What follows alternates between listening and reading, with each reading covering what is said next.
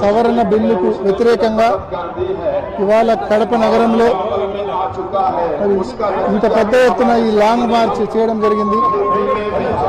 ఈ వక్ఫ్ సవరణ బిల్లును కులాలకు, పార్టీలకు, ప్రాంతాలకు అతీతంగా ప్రతి ఒక్కరు కూడా దీన్ని వ్యతిరేకిస్తూ ఉన్నారు.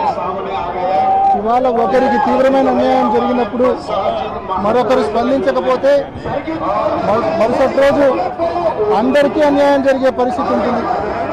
ఈరోజు సవరణ బిల్లు ఏదైతే ఉందో ఇది anti constitutional, anti secular, anti national. ఇవాళ మన భారతదేశము రాజ్యాంగానికి, కాన్స్టిట్యూషన్ ఆఫ్ ఇండియాకు బౌండ్ అయి ఉంది. మరి అటువంటి రాజ్యాంగంలో ఆర్టికల్ 14 కావచ్చు, ఆర్టికల్ 26 కావచ్చు, ఆర్టికల్ 32 కావచ్చు, ఈ ఆర్టికల్స్ అన్నింటికి కూడా వ్యతిరేకంగా ఈ వక్ఫ్ సవరణ బిల్లు ఉంది. కాబట్టి ఈ బిల్లును దేశవ్యాప్తంగా ప్రతి ఒక్కరు కూడా కులాలకు, పార్టీలకు, ప్రాంతాలకు అతీతంగా ప్రతి ఒక్కరు కూడా వ్యతిరేకిస్తూ ఉన్నారు.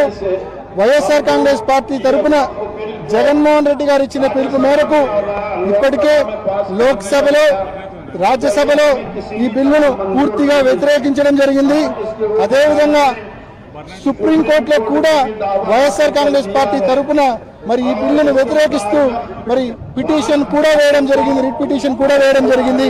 కాబట్టి అన్ని రకాలుగా వైఎస్ఆర్ కాంగ్రెస్ పార్టీ ఈ అన్యాయాన్ని ఎదిరించడానికి మరి వక్ఫ్ సవరణ బిల్లును వ్యతిరేకిస్తూ మరి సమాజానికి తోడుగా ఉందనే విషయాన్ని మీ అందరికీ తెలియజేస్తూ, ఖచ్చితంగా కేంద్ర ప్రభుత్వం ఏదైతే అనైతికంగా, అన్కాన్స్టిట్యూషనల్ గా ఈ బిల్లు పాస్ చేసిందో ఈ బిల్లును ఉపసంహరించుకునే వరకు తప్పకుండా ఇటువంటి అజిటేషన్ కార్యక్రమాలు తప్పకుండా రాబోయే రోజుల్లో మరింత ఉధృతంగా జరుగుతాయని కూడా తెలియజేసుకుంటున్నాం.